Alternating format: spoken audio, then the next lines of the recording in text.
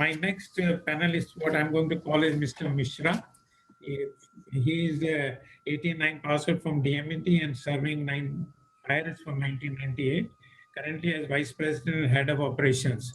We can of Mr. Mishra. For last many years, he was posted in London, and he too has been a very regular at the IMO meeting.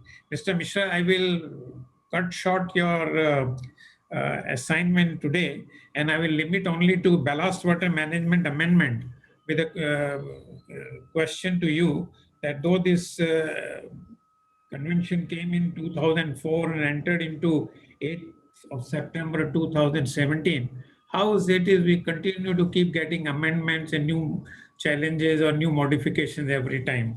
I will also like to deal in very brief that AFS convention also has come out with some amendments. So just give us a brief that what actually transpired. Mr. Mishra, please. Okay, thank you, Moderator Mr. Roy, and good day to all distinguished colleagues and friends. And I would also like to thank Institute of Marine Engineers India and basically DG Shipping for giving this opportunity. As MEPC 75 mainly has dealt with short-term measures and which has been fully covered by Sir Ian Bosch sir. As far as ballast water management convention is there, if you look at it, there has been basically three main topics which has been basically approved and agreed this time. The first, if you see, it was commissioning test. Commissioning test, basically ballast water by BWM2 Circular 70 Revision 1. This was further revised and approved, and commissioning test is required during during initial survey, during commissioning of ballast water management system, and it also required during additional survey if anywhere retrofit is happening of ballast water management system. So this guideline BWM2 Circular 70 and Revision 1 has to be followed for that. And commissioning test is basically to validate the installation ballast water management system by demonstrating that it meets all mechanical, physical, chemical, and biological processes and it is working properly. As far as second guideline, which has been again further revised and agreed and approved, is ballast water management to Circular 42, Revision 2. And this day, basically with the experience building phase, whatever new details have come with that, this has been again revised and Revision 2 has been basically approved this time. And this can be used for any sampling and even for PSC sampling also. As far as if you look at the ballast water management certificate has been amended and that will come in force in 1st June 2022. And if earlier like provisions were given for ballast water management methods options like D1, which was ballast water exchange option, D2, which was basically for fitment of ballast water management system, and D4 was basically for prototype ballast water treatment technology.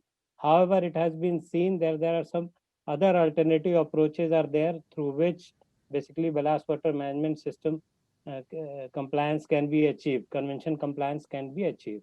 So for this, if you look at it, the new checkbox method has been introduced. That is, one is for B3.6, and this B3.6 is basically ballast water discharge to reception facility. And the second checkbox has been introduced, that is B3.7. And B3.7 is for other methods of ballast water management, and provided that these kind of methods, when they are adopted on ship, they should meet basically same level of protection to environment and human health and property as of the D2 compliance. And this has to be basically approved in principle by MEPC. As far as AFS is there, a lot of basically discussion, etc., has been happening to prohibit basically cybercrime, and even PPR 7 has worked on this. Actually, if you look at it, the formula of cybercrime, it is C11H19 and 5S. And basically, it is considered to be very hazardous for aquatic life. and it has very long lasting effect on the aquatic life.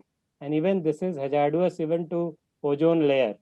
So during MEPC, they have approved basically draft amendments to Annex 1, which deals with the prohibition of cybercrime, and Annex 4, which is basically deals with AFS convention certification. As far as Annex 1 is there, like it prohibits the application of anti-fouling paints, which is having cybertrine, and it prohibits for applying or reapplying this anti-fouling system which contains cybertrine as of 1st January 2023. And SIF which have anti-fouling system which contains cybertrine, they have to, so what has been done with basically tin-based paint, lead-based paint, similar thing has to be done. Either they have to remove by grid blasting, they have to remove that anti-fouling which is having cybertrine, or they have to apply a sealer coat. And if you look at the application timeline, this must take place as next scheduled renewal of anti-fouling system after 1st January 2023. And but in no case, not later than 60 months after the paint is AFS paint has been applied on containing cybertrine. And as far as Annex 4 was also amended, and Annex 4 basically deals with the basically AFS certificate, and this AFS certificate model that has been basically revised this, and section has been revised which basically contains the compliance option, and this compliance option has now been updated so that basically it can address the cybercrime.